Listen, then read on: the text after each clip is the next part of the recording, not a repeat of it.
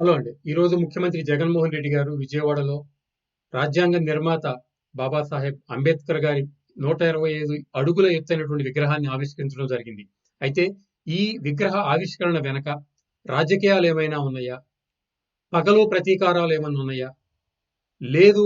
కేవలం అంబేద్కర్ గారి ఆశయాలను ప్రజలకి చేర్చడానికి, ఆయన స్ఫూర్తిని ప్రజలకు పంచడానికి మాత్రమే విగ్రహావిష్కరణ చేశారా అని గనక మనం విశ్లేషించుకోవాలంటే, ఒకవేళ జగన్మోహన్ రెడ్డి గారు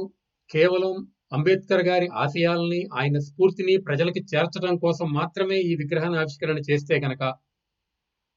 ఆల్రెడీ 2014, 19 మధ్యలో తెలుగుదేశం పార్టీ గవర్నమెంటు అమరావతిలో 16-20 ఎకరాల సువిశాలమైనటువంటి భూమిలో 125 అడుగుల ఎత్తైనటువంటి విగ్రహాన్ని ఆవిష్కరించడం కోసం అన్ని పర్మిషన్లు తీసుకుని, ప్లానింగ్స్ మొత్తం రెడీ చేసి, కన్స్ట్రక్షన్ కూడా స్టార్ట్ చేసి కొన్ని కోట్ల రూపాయలు అక్కడ ఖర్చు పెట్టడం జరిగింది. నిజంగా జగన్మోహన్ రెడ్డి గారికి ప్రజలకు స్ఫూర్తినివ్వడం కోసం మాత్రమే, ఎలాంటి రాజకీయాలకి తావు లేకుండా గనక చేయాలి అనిపిస్తే గనక, ఆల్రెడీ మొదలుపెట్టినటువంటి ఆ ప్లేస్‌లో దాన్ని కంటిన్యూ చేసినట్టయితే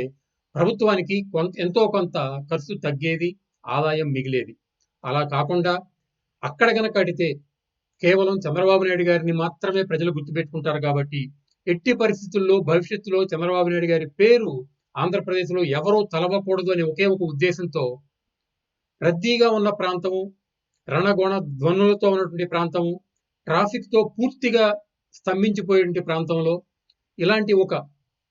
మహానుభావుడి విగ్రహాన్ని పెట్టి, ఒక స్మృతి వనాన్ని అక్కడ నిర్మిస్తే, ఎవరైనా సామాన్య ప్రజలు స్వేచ్ఛగా, ప్రశాంతంగా ఆ ప్రాంతానికి వచ్చి ఎలాంటి ఇబ్బందులు, ఎలాంటి డిస్టర్బెన్సెస్ లేకుండా అక్కడ సమయాన్ని గడపడానికి, ఉల్లాసంగా గడపడానికి అవకాశం ఉంటుందా? లేదు, అమరావతిలో గనక ఇలా చేసినట్టయితే ప్రజలకి ఒక ప్రశాంతమైన వాతావరణంలో ఒక మహానుభావుడి ముందు కూర్చుని సేదతీరే అవకాశం ఉండేదా అని ఆలోచిస్తే, ఖచ్చితంగా జగన్మోహన్ రెడ్డి గారు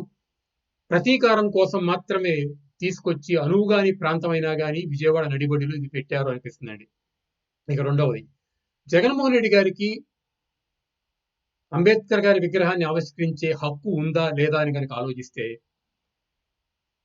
స్ఫూర్తిని నింపాలి అని గనక ఉంటే, ఆయన ఏదైతే ఆశయాలు ఉన్నాయో ఆశయ సాధన కోసం మాత్రం ఇది చేస్తే గనక,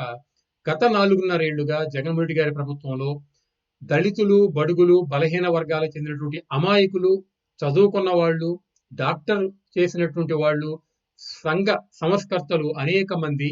వైఎస్ఆర్ కాంగ్రెస్ పార్టీ వాళ్ళ వలన గాని, జగన్మోహన్ రెడ్డి గారి విధానాల వలన గాని, పోలీసుల చేత గాని హింసింపబడి, చంపబడినటువంటి ఈ పరిస్థితుల్లో వాళ్ళ గురించి ఏమాత్రం కన్సర్న్ చూపించిన జగన్మోహన్ రెడ్డి గారు కేవలం అంబేద్కర్ గారి విగ్రహాన్ని ఆవిష్కరిస్తే ఆయన ఆత్మ శాంతిస్తుందా అనేది ఇక్కడ మనం గుర్తుపెట్టుకోవాలండి. అంతేకాదు, ఏదైతే గత ప్రభుత్వం బడుగు బలహీన వర్గాలకి సంక్షేమ పథకాలు ఇచ్చిందో, ఆ పథకాల మొత్తాన్ని తీసేసి చివరికి ఆయా వర్గాలకున్న కార్పొరేషన్లకి ఏమాత్రం డబ్బులు ఇవ్వకుండా కేవలం ఉత్సవ విగ్రహాలుగా మాత్రమే కార్పొరేషన్ చైర్మన్ నియమించిన జగన్మోహన్ రెడ్డి గారు ఆయా వర్గాల్లోని యువతకి ఉపాధి కల్పించకుండా, ఉద్యోగ అవకాశాలు కల్పించకుండా, ఏమాత్రం వాళ్ళకి సంపాదించే మార్గాలు చూపించకుండా కేవలం అంబేద్కర్ గారి విగ్రహాన్ని మాత్రమే ప్రతిష్ఠిస్తాను అని చెప్తే, ఇది ఓట్ల కోసం కాదా అని ఇక్కడ మనందరం ప్రశ్నించుకోవాలి. మరీ ముఖ్యంగా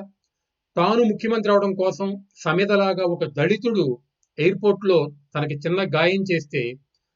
శిక్ష పడినా గాని జైల్లో ఉండనంత కాలం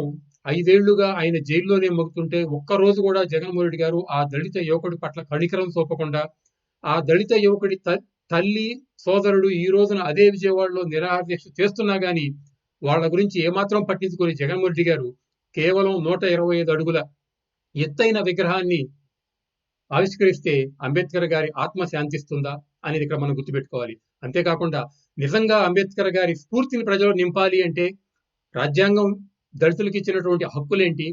అంబేద్కర్ గారు చేసిన సేవలేంటి, మీరు ఏ విధంగా ఆ సేవల్ని కంటిన్యూ చేయాలి, నేను ఏ విధంగా మీకు ఆ సేవలు చేస్తున్నానని చెప్పేవాళ్లే గాని, మళ్ళీ